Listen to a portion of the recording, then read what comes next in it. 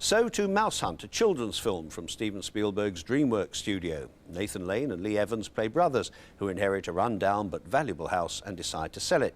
In this, however, they're thwarted by a resident mouse which firmly believes that a rodent's home is its castle. Tom Brooke met the cast, yes, the mouse as well, in New York. Mice like food, not in the morning. Cheese tires them out. They need fruit for energy.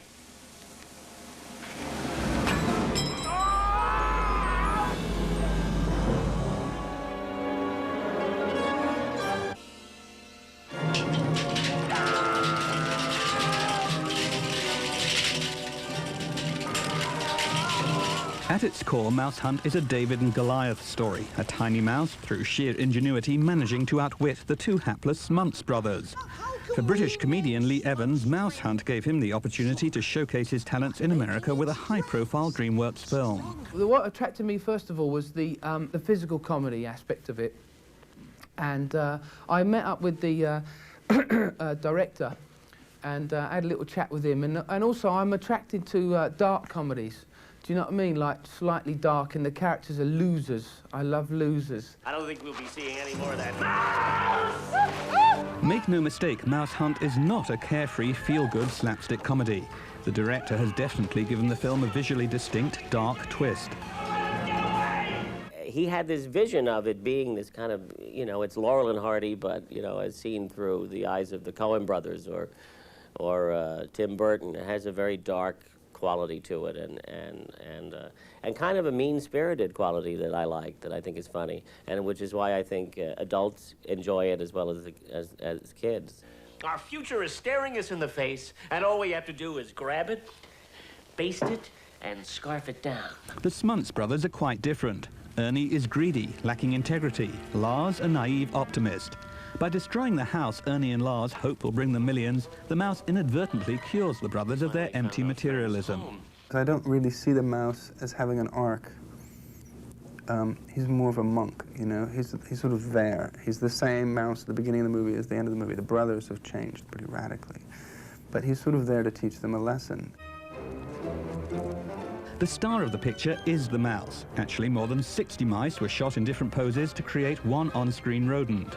Preparations to cast real live mice began weeks before shooting under the supervision of a veteran animal trainer.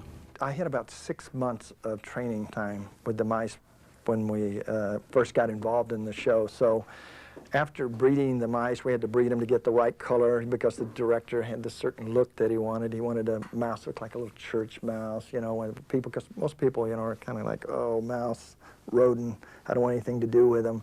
So we had to find a mouse that could look cute but be mischievous.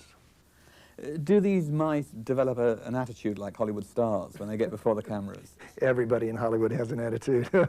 Yeah, they have, like this is a close-up mouse, and this other mouse that I'm going to be showing you running through the house here, he's a stunt mouse, so obviously he doesn't get the close-up work that this one does. So there's probably a little jealousy there.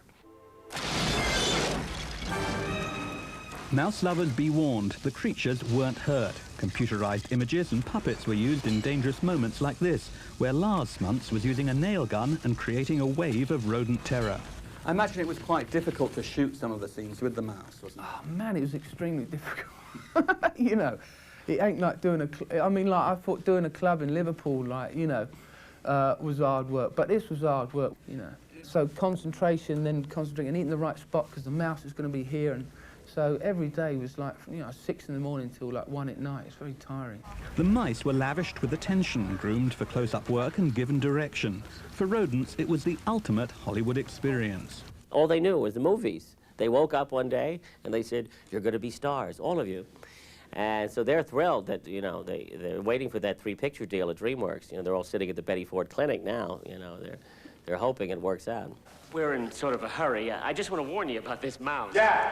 Mousehunt is a somewhat confusing hybrid, a dark comedy aimed at a young audience from a director who maintains he didn't make the film as a story for children. Perhaps this is why the film met with a lukewarm critical response in America, although it has brought in a respectable $60 million at the box office. Normal people are not psychologically equipped to catch mice.